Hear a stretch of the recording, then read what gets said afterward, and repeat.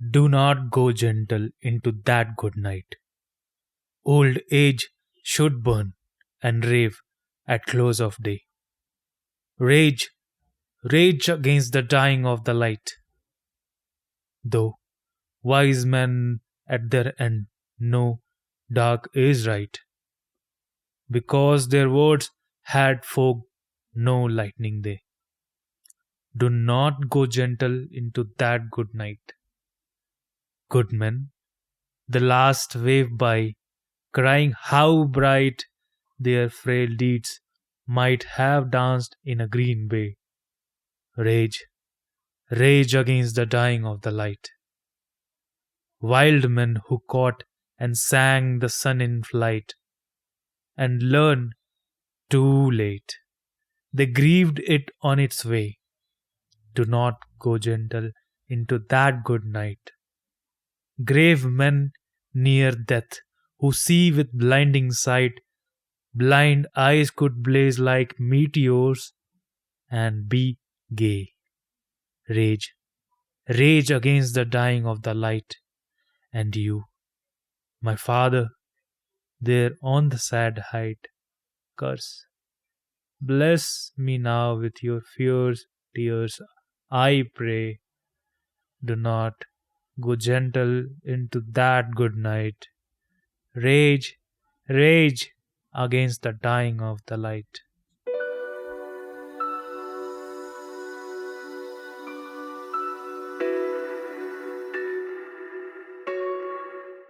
That was Dylan Thomas's creation. Do not go gentle into that good night.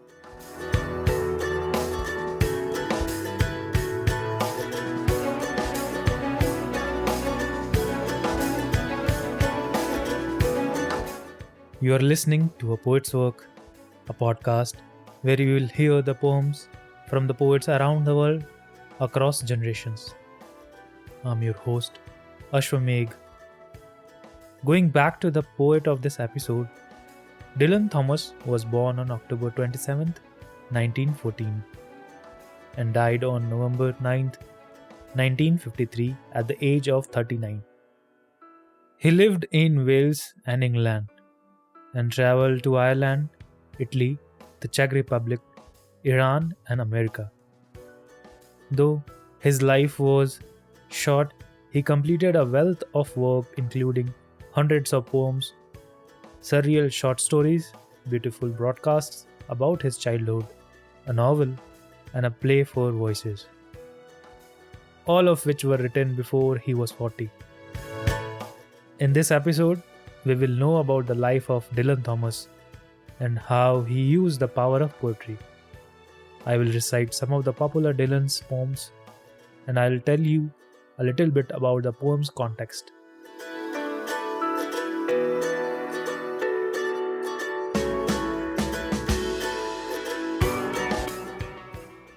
Dylan's poem, Do Not Go Gentle Into That Good Night, was written in May 1951.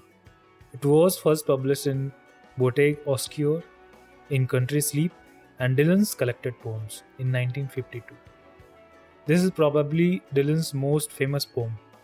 This poem was written for Dylan's father during his gradual decline in health and battle with cancer. Dylan wrote about it in a letter to Princess Kitani in March 1951.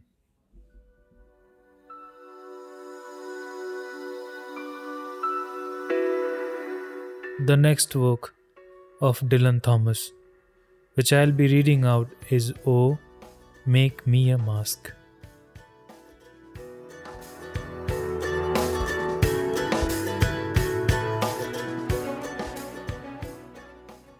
Oh, make me a mask and a wall, to shut from your spies of the sharp enameled eyes and the spectacled claws, rape and rebellion in the nurseries of my face, gag of dumbstruck tree, to block from bare enemies, the bayonet tongue in this undefended prayer piece, the present mouth, and the sweetly blown trumpet of lies, shaped in old armor and oak, the countenance of a dunce, to shield the glistening brain and blunt the examiners. And the tear stained widower grief drooped from the lashes to veil belladonna and let the dry eyes perceive. Others betray the lamenting lies of their losses by the curve of the nude mouth or the laugh up the sleeve.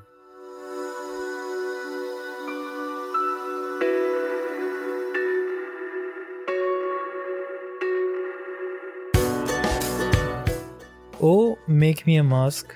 This poem was written in March 1933. This poem has multiple explications. One of them is that it is a poem of great openness.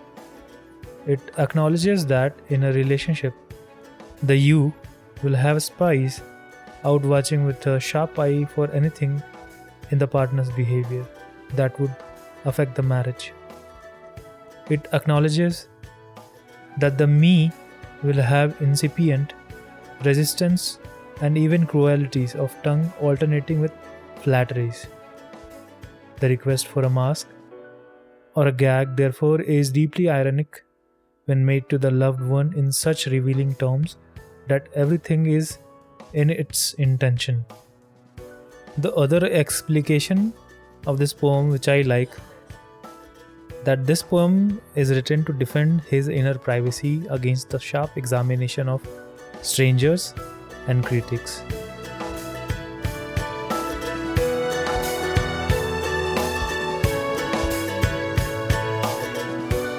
The next poem from Dylan's collection is 24 Years.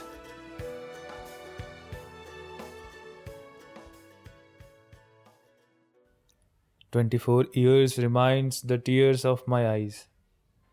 Bury the dead for fear that they walk to the grave in labor. In the groin of the natural doorway, I crouched like a tailor, sewing a shroud for a journey. By the light of the meat eating sun, dressed to die, the sensual strut begun. With my red veins full of money, in the final direction of the elementary town, I advance. I advance as long as forever is.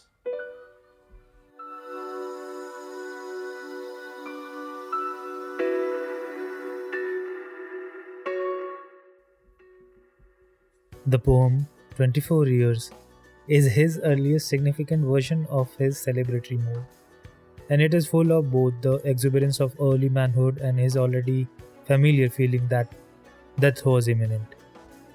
As Paul Ferris describes, the poem is like an abrupt telegram in which a density of texture leads to a compactness that makes each line and image bristle with evocative power. The pattern of the poem is based on the oppositional tension that Thomas believed made a poem noteworthy, and the intermixture of life enhancing and death haunted declarations generates the tremendous energy that drives the poem and the poet on a journey toward forever.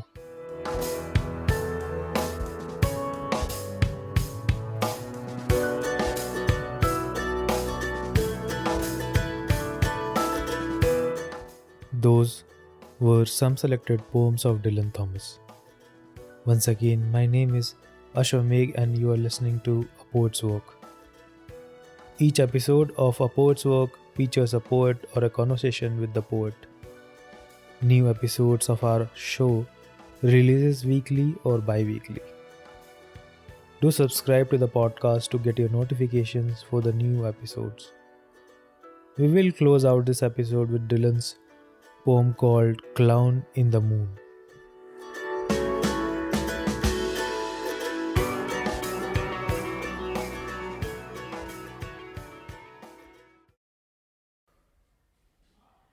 My tears are like the quiet drift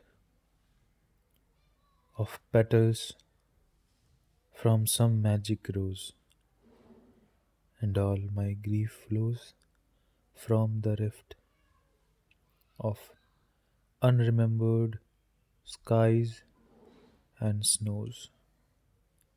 I think that if I touched the earth, it would crumble.